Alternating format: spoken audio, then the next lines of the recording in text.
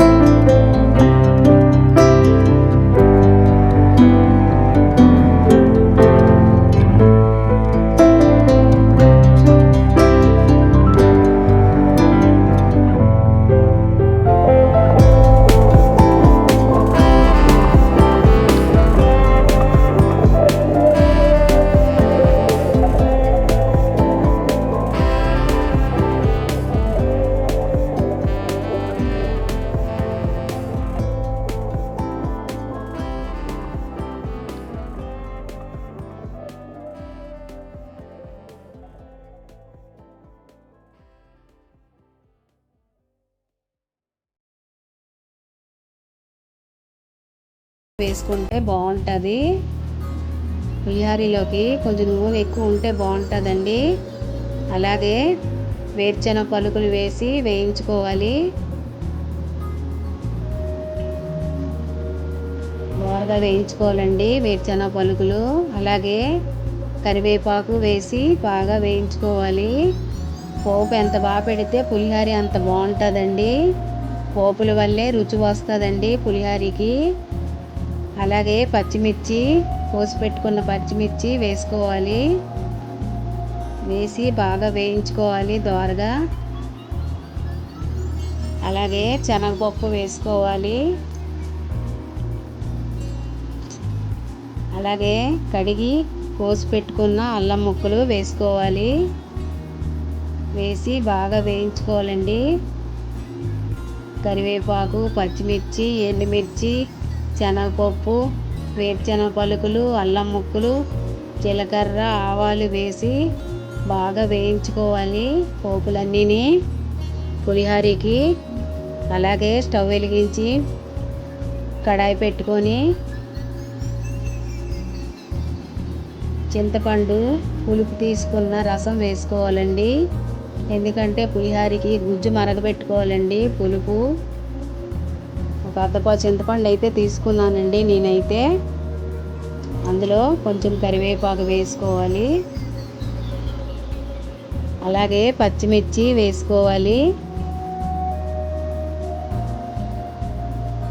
అలాగే ఒక స్పూన్ పసుపు వేసుకోవాలి.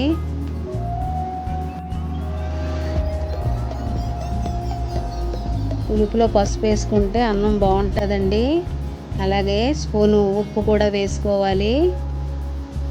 అలాగే ఒక స్పూన్ ఆయిల్ కూడా వేసుకోవాలి. వేసి అన్నీ కలుపుకోవాలి. దగ్గరికి మరగబెట్టాలండి, గుజ్జులాగా బాగా మరగబెట్టుకోవాలండి. చింతపండు గుజ్జు చేసుకోవాలి. పులిహోరకి మరుగుతుందండి, చూడండి ఇలా వచ్చింది. ఇంకా బాగా దగ్గరికి అవ్వాలండి, గుజ్జులా రావాలండి పులిహోరలోకి.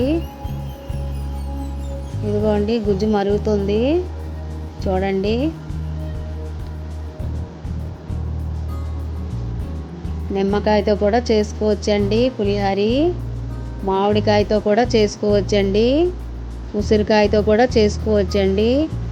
అలాగే చింతపండుతో చేస్తున్నాను. నేనైతే మీకు ఇష్టమైతే ఎన్నో రకాలు చేసుకోవచ్చండి. ఏ విధంగా చేసుకోవచ్చు. దగ్గరికి అయిందండి ఇప్పుడు చింతపండు గుజ్జు. అలాగే ఒక 2 స్పూన్ల ఆవాలు, పెట్టుకున్న ఆవాలండి, పెట్టుకున్న నువ్వులండి వేసి మిక్సీ చేసుకోవాలండి. పొడి ఇలా వచ్చిందండి, మిక్సీ చేసుకున్నాను. ఆ పొడి పులిహోరలో వేసుకోవాలి. గుళ్ళో పులిహోరలాగా ఉంటుందండి ఈ పొడి వేసుకుంటే. గుళ్ళో ప్రసాదం పెడతారు కదా, పులిహోర ప్రసాదం అలా ఉంటుందండి. స్మెల్ చాలా బాగుంటుందండి. ఇలా చేసి ఒకసారి ట్రై చేయండి ఒకసారి మీరందరూ. చాలా బాగుంటుందండి, చాలా రుచికరంగా ఉంటుంది. నువ్వులు కాల్షియం కదండి, తినడానికి మంచిదండి, ఆరోగ్యానికి చాలా మంచిదండి నువ్వుల వల్ల. అలాగే ఆవాలు కూడా మంచివేనండి. 2 పొడి చేసి అన్నంలో వేసుకోవాలి. అలాగే మరిగించుకున్న గుజ్జు, చింతపండు గుజ్జు వేసుకోవాలండి. అదే పులుపు తీసి పెట్టుకున్నాం కదా, ఆ చింతపండు గుజ్జు వేసుకోవాలి. వేసి బాగా కలుపుకోవాలండి. బాగా 4 వైపులా కలుపుకోవాలి. పులుపు పట్టేలాగా బాగా పులిహోర కలుపుకోవాలి. మీకు ఇష్టమైతే ఒక నిమ్మకాయ కూడా వేసుకోవచ్చండి.